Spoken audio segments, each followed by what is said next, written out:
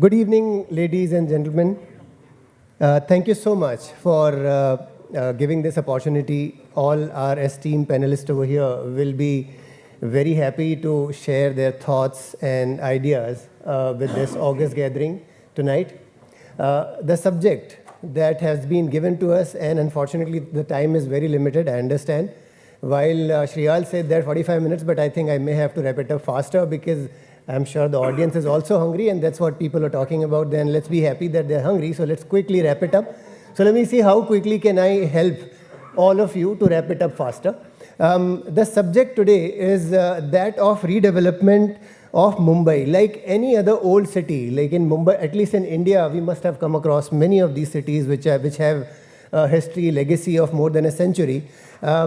We reach a certain stage where the urban mass needs renovation, where we need to redo what our ancestors have done for bringing in more efficiencies to ensure that the population is accommodated, the increasing densities are well taken care of. So with those objectives, we have very little option but to go for redevelopment. And if you look at Mumbai, this is a very peculiar city if you're talking about not just island city, but even extending it to the suburbs, and I'm not yet talking about the agglomeration where we are including many other municipalities. Even if I'm talking about only the MCGM limit, which is up to, say, Dahisar and Mulund, etc. Even here, we have very old buildings existing, and we need to redo something about them and ensure that we get better efficiencies out of our existing built mass. So with that comes a question, how are we handling it? So in last couple of years, the government has come up with various policies to take care of this question. There are multiple provisions in the DCPR, in the development regulations, where those who are desirous of redeveloping their properties can go into one scheme or the other, one clause or the other, and reach out to a solution which is viable, which is something which will cater to the needs of those who are occupying it today, and then those who are going to be coming in as fresh occupiers of the newly built structure. Now, Mumbai, if I have to give you some statistics, every year about 100,000 odd new apartments are sold.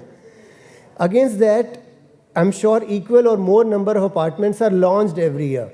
So we have a few numbers like 5 years back, I'm talking about 2021, we had about 37 odd million square feet of new space construction launched, and I'm only focusing on MCGM limit because MMR is a huge area, and since focus is redevelopment, I'm only talking about Mumbai municipality limit. So 4 years back, it was about 37 million square feet of area which was developed residential. Then following year, it shrunk to about 30, then 25, and this year we are expecting just about 24 odd million square feet of new space will come up for development. Now, I'm not getting into why is it shrinking or truncating, but the reason I'm giving you these numbers for you all to relate that how the redevelopment part is contributing to it. To start with, there are 3 ways of developing any new structure in Mumbai. Greenfield projects are far and few, about 10-15 odd %, not going above 20% in any of these given years. Would you have fresh new greenfield buildings coming up? So almost about 80% of the development is happening on brownfield projects, which are either SRAs, which are slum redevelopments, or society redevelopments. Now, slum redevelopment mostly falls into government domain because you have to go under lots of approvals, etc. I was told that the focus today is for the society redevelopment. Within society redevelopment itself also there are 2 possibilities. One, a society which is deciding freely on its own future, which is when the society members are deciding it. And the other is if this society is developed by MHADA, so MHADA may come in and seek for a share of the spoils in future. So I would still, just for the sake of everybody to know over here, we are focusing on redevelopment through societies because that is one subject which I'm sure most of us, if not today, tomorrow would be talking about when our societies, our buildings also reaching that stage of redevelopment. So there it is. Let us start this discussion. talking about how redevelopment of societies is shaping up the skyline of Mumbai. And to start with, I would start with one of my two key panelists who are developers themselves, because I want to start with the overarching understanding of how a redevelopment is happening and where we are today. So if I have to start with this subject of the larger scheme of thing and call upon Chintan first. And because, and of course I'll come to Vatsal also, but there are a few specific subjects which I'll talk to you about. But before that, Chintan, where do you feel the industry is today? Redevelopment of societies. As I said, in last couple of years, I think somewhere in 21 or 22, when the new DCPR under which we opened up even cluster redevelopment options and so on, the new DAs signed, and that's one unit I normally capture. How many new DAs, development agreements, are signed? In that year, 21, we had 230 odd DAs signed. In last 6 years, for everybody's knowledge, about 105 DAs have been signed from 2020 till, 1005. DAs have been signed in last 5 odd years. But there was 1 year when a huge surge of DAs was signed. That was about 3 years back. And then it's going below. This year also we are expecting more than something similar number, 200 odd would be signed by the time we end the year. So over to you, Chintan, where do you feel we stand? Is this whole society redevelopment thing is viable, or are we really thinking it's a bit too hot for us to touch? Good evening, everybody. Thank you for having me here on this panel today. Mr. Ghulam has actually spelled out a lot of it quite nicely in terms of numbers with respect to what kind of development momentum has happened or picked up in Mumbai in the last 4 to 5 years. I would say there are 3-4 major reasons for this to happen. One is obviously the fact that post-COVID, there has been a huge shift in the thought process of the masses in terms of the kind of living environment they want to have, gated communities, better amenities in-house. These are things that have taken a lot of priority in the minds of the people. That coupled with the fact that a lot of policy changes have taken place in the government, especially in Maharashtra and Mumbai I would talk about. And those policy changes have really focused on redevelopment and incentivized a lot and making these things more affordable, the numbers more feasible for developers of good size and good quality and good pedigree to come and start looking at redevelopment. Along with that, the third thing I think that has happened behind the scenes is that because developers started looking at this, the capital that is required for development, which is a big chunk and a big factor in all aspects, has also understood that the biggest land play in Mumbai is now going to be redevelopment. Whether it is private society, whether it is SRA or MADA or any such schemes that you have, based on your appetite for understanding those schemes or your risk appetite, you choose. But yes, all of them have become now mainstream flavors versus what used to be, say, 15 years ago, where they were not the mainstream things that funding capital houses or banks and institutions used to look at. So when all these three things align, what you have now is a very potent sort of mix for this redevelopment process to start. And now you've got developers on one side, good quality developers giving very good offers. You've got society willing to take that call. There's consensus. And then you've got obviously policy and capital at the back supporting. And that is the reason when you see the 1,000 society DAs have been signed. And I feel this is not we've not reached the peak yet because the number of dilapidated buildings in Mumbai is far, far higher. I mean, the kind of development that has happened in Mumbai has been very, very horizontal over the last 40, 50 years. And this is going to change. People are looking at better amenities. People are looking at better, lifestyle upgrades. India overall has moved forward. We have taken a big jump in the last 10 odd years in terms of how we look. I mean, as a populace, how we look at ourselves. And we are now exposed to the world, and we want that here. And you can see that in the kind of demands that people are making. Having said that, redevelopment, whether it's going to be feasible, whether it is too hot to handle, well, that I think is more of a market sort of a function. When a lot of developers are queuing for a society, obviously the society will feel that I can now call the shots and demand anything. But that depends upon, I think, micro market to micro market and situation to situation. But overall, this is definitely the mainstay of Mumbai real estate economy for the next 5 to 7 years at least. I fully agree, Chintan. And since you spoke about the size of it, let me also tell everybody over here that there are more than 3 lakh buildings which are more than 30-year-old in Mumbai, MCGM limit itself. So what we're talking, and that's something which I'm sure the planners and architects here would also enlighten us, that current norm says that if society is more than 30 years old, then you can take those benefits of redevelopment. So the plates are full. I'm sure this is a line which will continue to thrive in real estate, but we will come to the feasibilities thereof, etc. But in that order, like we have a developer whom we have decided to go with. For example, suppose my society decides to go with Chintan. The next question is then the design aspects. In that order, I need a good architect to take care of my overall planning. Tell me, help me with what section do I go under? Because DCPR today, fortunately, gives you multiple options. So 33.7, 33.9, 11, 12, or whatever. And these options are ultimately to be then finalized by the society itself, what is most useful, most beneficial for all of them. And that's where the role of an architect comes in. So here, Kutub, I would love, and our association is long enough, I know, and in your introduction, the Bhendi Bazaar redevelopment finds a special mention. That was a time where cluster redevelopment was launched as a scheme, and I remember for almost about a decade, there were no takers. Barring SBUT and maybe Lok Housing was one, and the Avigna, though these 2-3 examples only for almost about 10-15 odd years.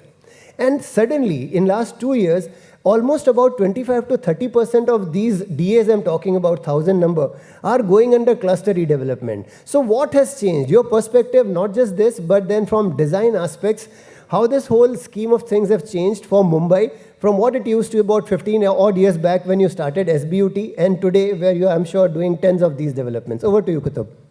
Hi, good evening, everyone.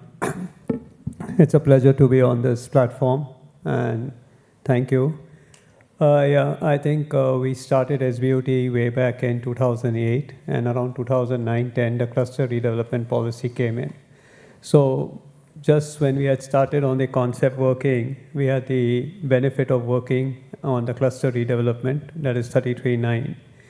For sure, at that point of time, it was something which was very new, and not many developments were happening of the scale where more than 1 acre of a plot was considered and amalgamated to be worked on. So at that point of time, since we were working on a 16.5 acre project, it was very much feasible for us to work on cluster redevelopment.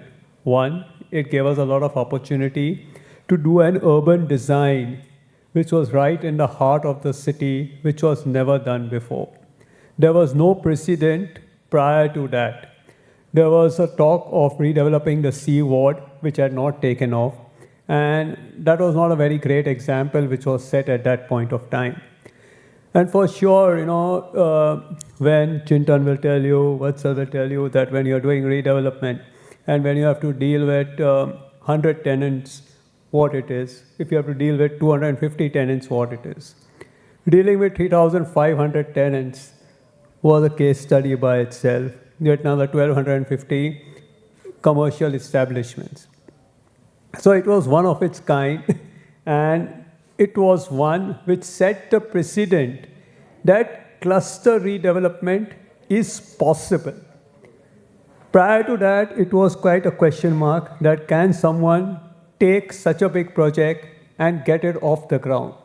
You are a part of the project, and you know that for the first 5 years or 6 years, the way we toiled for it, and there were times when it was going like a roller coaster, that will it happen, will it not happen?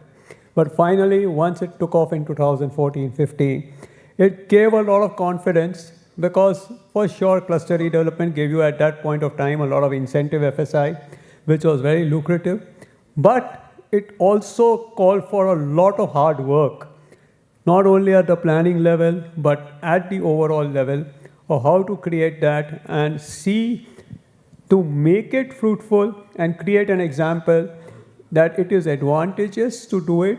You can realign the roads, you can realign the urban infrastructure, you can give a new fabric in the present scenario. Great, thank you so much, and we'll continue on a few of design-related questions. But before that, and I know Mr. Krishna Kumar Ravi have a time constraint. He had given me a hard stop of 8:45, and I guess I have barely 5 minutes of his time with me. So respecting your time constraint, and while I was keen to go in a certain order, where right from conceptualization to handing over, etc., was the idea. But then coming straight to you, and as you have explained, your specialization is elevators and the technical side thereof, etc. Something reminds me over here that, and this is not about society redevelopment, but redevelopment per se, SRA.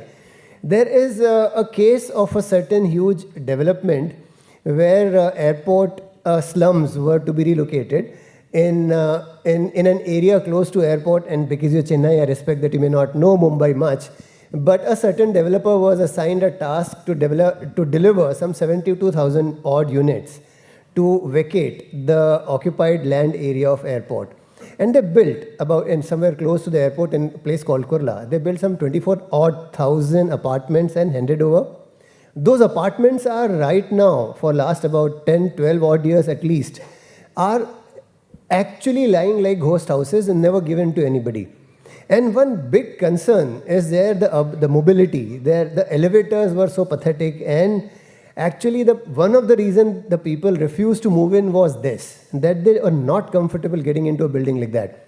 And today when we are going into high rises, most of the redevelopment buildings also today are at least 40, 45 stories as well, because of the density norms and so on. So the question, and because that's your domain, is how do we ensure that the vertical mobility solution is not just cost effective, but long lasting? How do we ensure, and especially because most of those rehab side of units require cost effective mobility. So what are the solutions that will ensure that the occupiers of the future building are satisfied that they will not have problem going forward? Thank you very much. It's a very interesting subject for elevator people. The sale building is generally given more attention than the rehab building in a slum redevelopment generally. So we will leave the sale building aside and talk about the slum rehabilitation building. Generally, the developer doesn't give too much importance for vertical transportation. That causes the chaos. But fortunately, once the new NBC came into play, there are regulations and standards for low-end buildings, how they have to be designed. Since this happened from 2017, NBC 2016 was published in 2017. Since then, there are standards. In fact, we have done a couple of projects in Mumbai where the design has been done based on NBC 2016.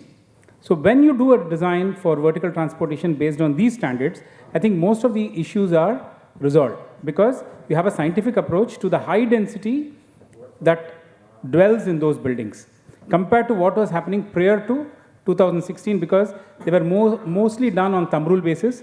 People said, okay, so many apartments, so many lifts, that's all. And that was causing a lot of chaos. Rather than now, because the newer rehab buildings are being designed based on certain standards which help the vertical transportation in those buildings much better. Thank you. Good, thank you so much. And that's 8:45. I was asked to relieve him by 8:45, so your call. Audience, please put your hands together for Mr. Krishna Kumar. Thank you very much. He has to travel, he will miss his flight if you don't let him go now. Yes. Thank you so much. Thank you very much. Thank you. Okay, that brings us, let's continue with our discussion. And here, since we've already started talking about designs and the aspects related to it, I would want the engineering side of experts to come in over here. So, starting with you, Akhil. I'm sure you must have come across multiple such projects where, and a subject which he also, before leaving, Krishna Kumar also initiated, difference between a rehab side of inventory and that of a free sale, that typically we say commercially to be sold in the market. Now the design requirements also vary hugely. And here, if you are forced to actually keep changing your designs, etc., time and again, because I know this subject which I will bring Kutub also into later on, But your experience, what does it say that how difficult or easy it is to look into or adjust to all design requirement of, suppose there are 100 occupiers of the old society, to adjust to their design requirements, to their specific needs of whether it is MEPs or other specific requirements, how difficult it is and how do you all manage it, especially in Shapoorji Pallonji, or your experience of earlier working with other organizations? Okay, anyways, good evening, everyone. Thanks for inviting me here. See, I have been into designer's shoes, into developer's shoes, now into construction shoes, and always a part of policy planning as well, working with government agencies and all. So all of these questions can be answered from different perspectives, especially coming to his question that whether it is easy or difficult to design for certain sector. Now, critically there are, say, SRAs, where the requirement is frozen. You need to give 30 square meters of, carpet area, and then you need to provide n number of, users. So you know how much has to be given.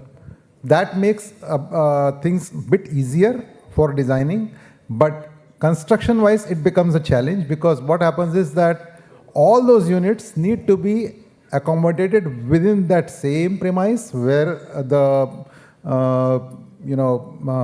rehabilitation or where the existing slums were. So, and then the challenge is that SRA, being SRA, the kind of people who are staying there typically don't gel with the sale community that needs to occupy this. My last SRA building, basically, there was a potential of, say, 55 lakh square feet of development. But then this challenge actually got our owners into a different, this thing that they didn't want to give their name to that particular development. What happened is that then to convince them, we came up with a different solution where the development potential was reduced almost to like 45 lakhs, so 10 lakhs difference. But then what happened is the design changed drastically, and all of the sale, development that got west side view, which is facing the sea, and none of the windows opened on the side where there is SRA development. And the project is already sold. It just took around 5 to 7 days, to sell off the first phase of it. The development is in Andheri. And the challenge, like you said, to accommodate everything and give that exclusivity to the sale so that market rate, which is say around at 28,000, goes up to 40,000. So that is the potential of design. How you create that opportunity for the developer with lesser intensity on ground. So that's how it becomes viable to actually construct those kind of redevelopment projects. There is another aspect where you have, say, Mahada. Mahada developments are, again, very typical, where you have 45 square meter or 50 square meter, depending on the kind of usages. So again, there is that Mahada redevelopment sitting on the same ground, and we need to provide them.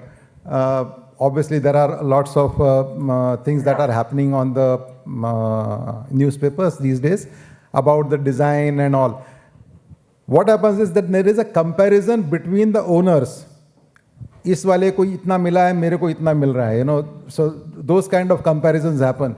And this is after the building has started and is about to construct the final floor. So then those are kind of challenges. अभी मेरे को 0.5 car मिल रहा है, मतलब 2 unit पे 1 car parking है.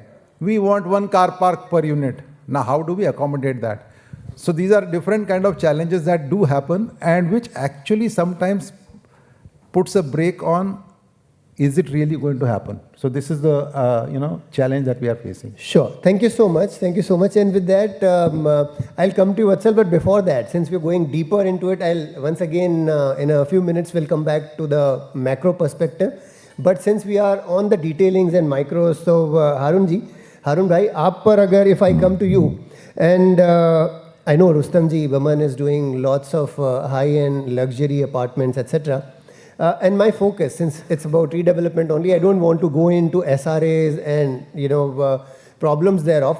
But even within society redevelopment as well, we do come across a lot of these challenges, as we are highlighting, where even design requirements are very, very fluid. We have to keep adjusting to the society's requirements and needs, etc.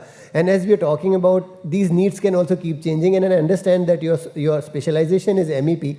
But with Rustam ji's speciality of high-end luxury property developments, etc., how are we managing, again, the same concept of mixing, giving the high-end specification for the free sale component, mixing it with that for the occupiers of the old societies? How are we managing it in Rustam ji? Thanks, sir. For this redevelopments, we had the elements in Jew. It's one of the luxury project and seasons and successfully completed.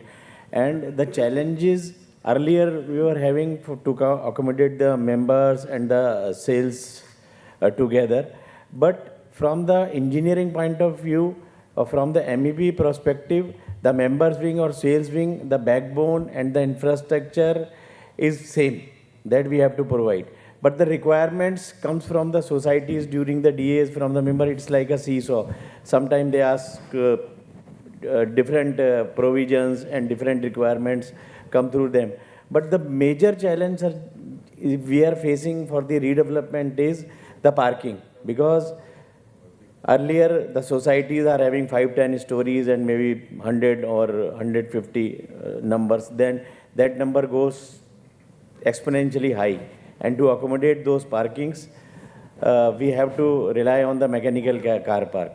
So just, sir, from your question for adjusting the members and this parking is a very, very crucial subject. And as you said, we are no greenfield projects are very less here now in MCGM. I am touching on MCGM. So within this opportunity of redevelopment, we need to have the policy for the parking and the technology in advancement for the tower car parks, puzzle car parks, and stackers are not of that much use of those huge developments. And also the power requirements. The power requirements for the sales wing is okay, little bit higher, but for the members wing also we have to provide the certain facilities and powers. For that development standalone building or the cluster building, because of the surrounding infra is not capable of delivering those powers, so we have to have a thing for the receiving stations which require a lot of space. And when you are redeveloping to the amenities to adjust the members and the sales, members are giving the society to redevelop to have the better life, to enhance their experience and to have the better amenities also. So in adjusting those two requirements of the two classes, and also the member community and the sales community, the lifestyle and the requirements are different.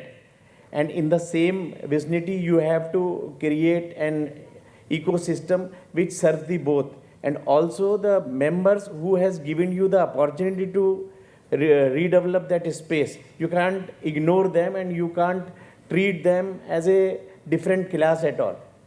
So whatever you are giving, that is need to be given to the sales you are giving. The members also deserve the better things. And the challenges with the architects and the MEP design to cater those. And the biggest challenge, the parking, we need to address together. Okay, thank you so much. Ladies and gentlemen, I would want to once again go back on the macro perspective, and that's where I would call Vatsal to take the stage and also appraise us. And this is a subject which very briefly we spoke about when Chintan was talking. But here, we want to let's get into detailing of that. This subject is in last 2-3 years, like about 4 years back, we used to watch society redevelopments would typically fetch the existing members about 40-45% extra area, which was something to celebrate. Today, that has reached more than 100, 150, in a few instances, 160% I have seen in Bandra also. Now, at least from the perspective I see it, it's becoming too hot to handle. That's the reason which I had used this term. Are these numbers feasible? I agree that because your price points in a certain markets have moved, 75,000 rupees a square feet for free sale area to even beyond 100,000, 150, even 200, breaching the mark of 200,000, maybe on Carter Road, etc. You can think of charging that area, that kind of rate. But what will happen if tomorrow the market starts slowing down, your velocity of sales are shrinking, are slowing? Then do you think it is doable?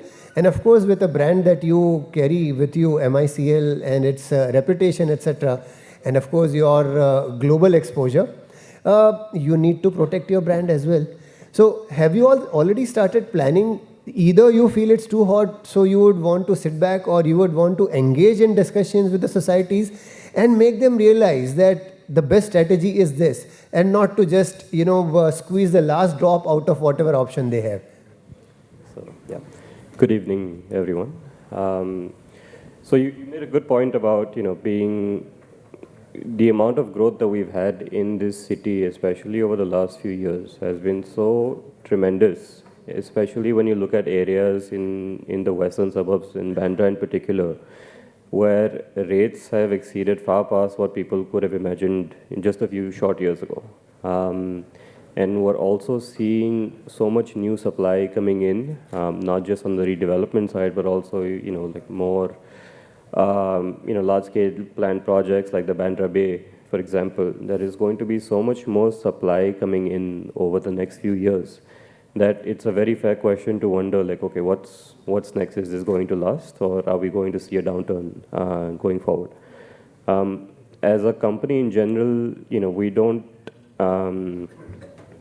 start thinking of this only, when the market is at its hot stage. We are very conservative in our working since our inception, I would say. And due to our experience in the EPC and contracting side of things, we're well aware of the costing of what it takes to develop a project. So from day one, when we are pitching our offer to a society, we try to understand, like, okay, if this project is going to take 5 years to complete, where is it that we're going to realistically land in terms of our costing 5 years from now, not today. But in terms of our sales figures, we're not going to assume any appreciation in those numbers, considering that, okay, the market might not move up, it might move down, but if you're able to still feasibly complete the project, given today's numbers or even a conservative amount of today's numbers, then is the only way that you're able to do this project. And historically, as a company, we've been debt-free, and so we like to work with our own funds. So that has been one thing that has protected us against any downturn in the company's history, that even if we have the capacity to do 10 projects at a time, we might take only 8, knowing that there might be a hidden opportunity you might find that might be too lucrative to pass up down the line, or you might need additional funds to do any project. So coming back to your question regarding the market becoming too hot to handle in certain areas, like again Bandra in particular, we've been experiencing certain discussions that have dragged on for months and months, if not years, with some societies where, of course, as it's human psychology to want the best for yourself, and it's only natural that you have a once-in-a-lifetime opportunity to redevelop your own house, that you would ask for the best things for yourself. But sometimes it gets to a stage where the societies want to become the developers themselves, and they have their own mindset and their own plans that they would want us to follow. So that restricts your ability and your flexibility in planning what you would have thought would be the best project, not just for the existing members, but also for the new sale members. So there has been certain limitations that have been put in these markets, especially the more premium you go in terms of a segment, the higher the demands tend to get. So at a point, as a developer, it has become very crucial to know where to draw the line and where you need to be able to say no to a society, even if it takes after a year, 2 years of discussion to walk away from the project. Because, again, if there was to come a situation where the market was to take a negative turn, then you wouldn't want a situation where you're unable to fulfill your promises to a society or to your sale members, and that stakes your brand's reputation on the line predominantly. So we always try to under-promise to everybody in that regard, even though we know that we can achieve something better as a product for them, and we would hope that as things keep moving forward, societies would have that confidence in the development cohort that we are not only looking out for our interests, of course, but looking out for their lifestyle in what we're trying to develop as projects as well. Sure. So what I pick up from your submission is that strategically you are very conservative, don't want to take undue risks. So these are markets which are forcing you to, relook at a few of these opportunities. Chintan, here the subject is with Mumbai real estate becoming a focal point for pretty much every developer in the country. Now, not long back, real estate was supposed to be a very regional subject. A few of the biggest developers who had come during the previous peak to Mumbai had run away. The countrywide big names could not make a dent into Mumbai and left. Now, today, with this subject again, society redevelopment, where pretty much every developer from south or north or east has jumped in. As a developer, where do you find yourself when you are competing with such people who may not know the head or tail of Mumbai markets, and suddenly they want to enter into the domain which has been your forte? And you're competing, and then you're forced to shell out that extra, like if you would have offered 70% and somebody else is taking 80 and 90, what kind of feeling do you carry? That do you believe that this is something which they would repent in long term? I mean, for me to make a forecast of whether they're going to repent or not is honestly not my position. But I'll start with a very different sort of, real estate is not a volume business. So the day you start looking at it as a volume business, I think that is the day you start creating all kinds of wrong sort of things in your business model. Their decisions go wrong, because real estate is basically, it's a cash flow business, and it's a top line, bottom line business. So if, like I think Vatsal said here, is that if a project does not fit the parameters of your business model, it is very easy to walk away.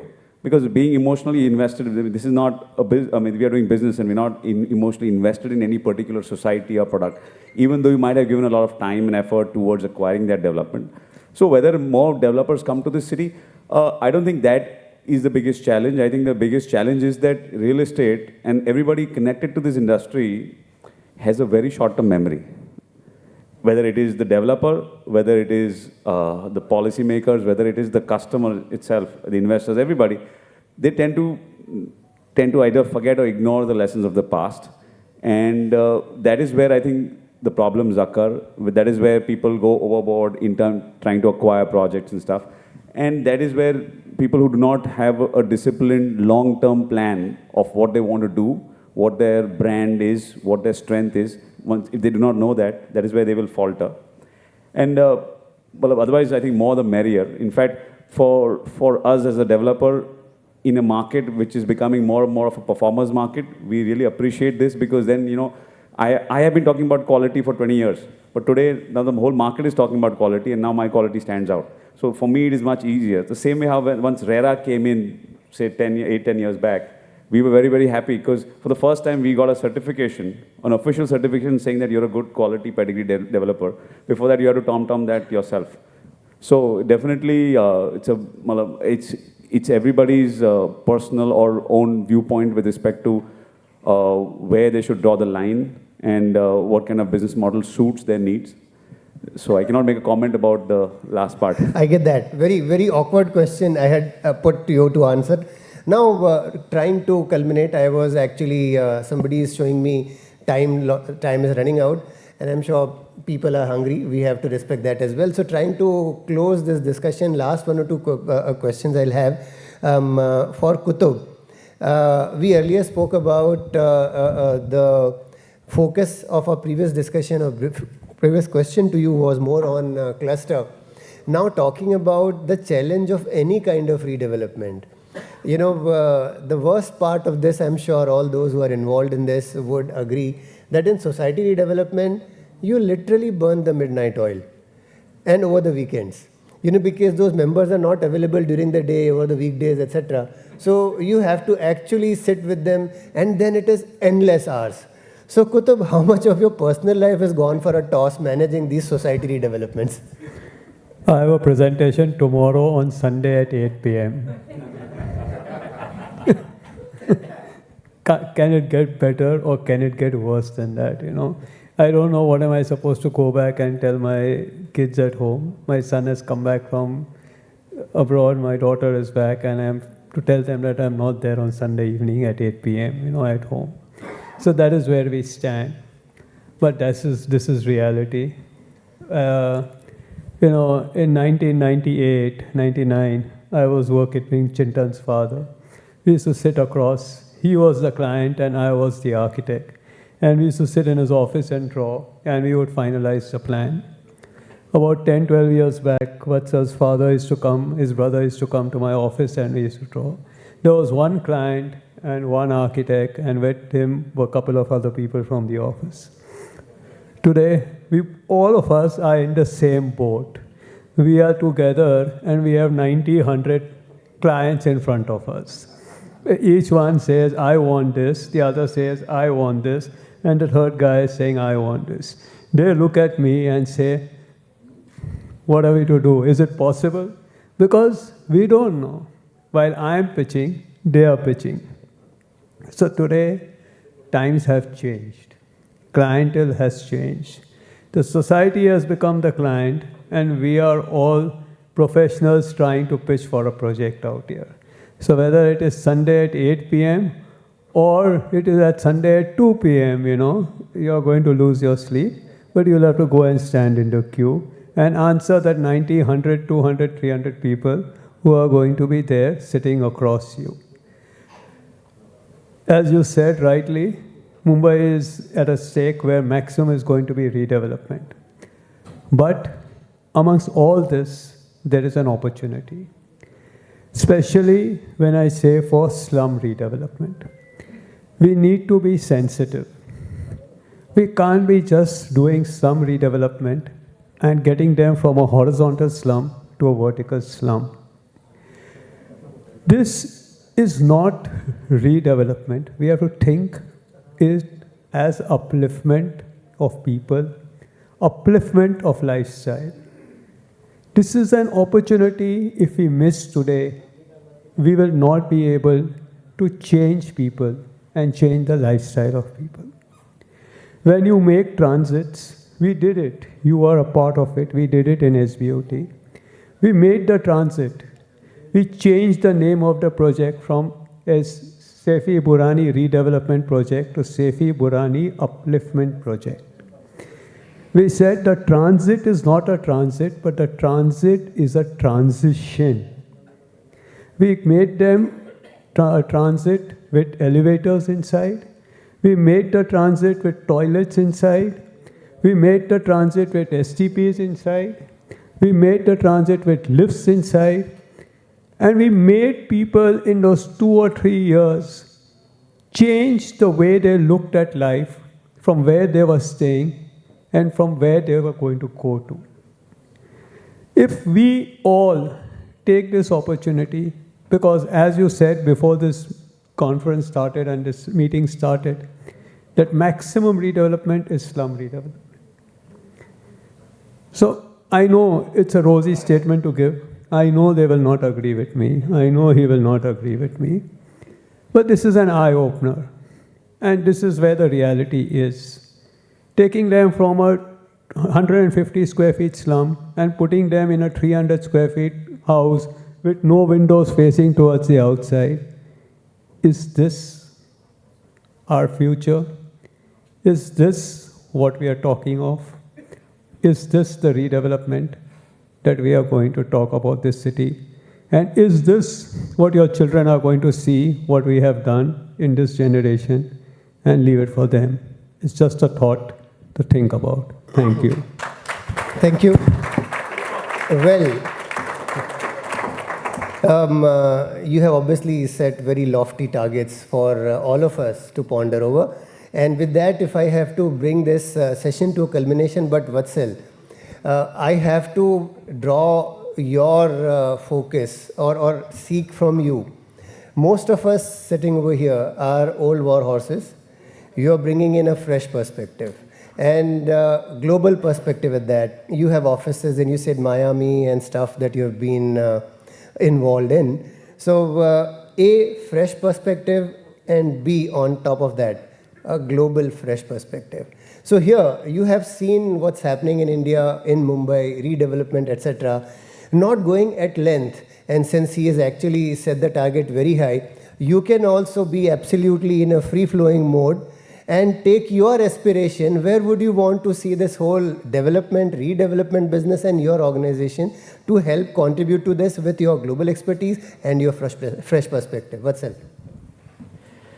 So it's almost a shame to add anything to what Mr. Kutub just said, because he put his points so perfectly.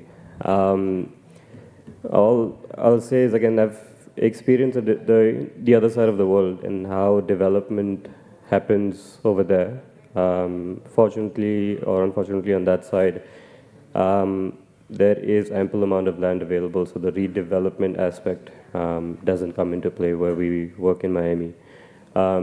It's been something of an experience to see how to navigate this situation here in Mumbai. Again, having grown up in this city, but having spent my adult life abroad for the most part, it was definitely something of an eye-opener to see how certain projects have been undertaken and how, as Mr. Kutub said, the upliftment part of it. And it's been something that, again, close to my father's heart in particular, because he's been working for many years on the philanthropic side to try to bring that to as much of the communities he's a part of, right?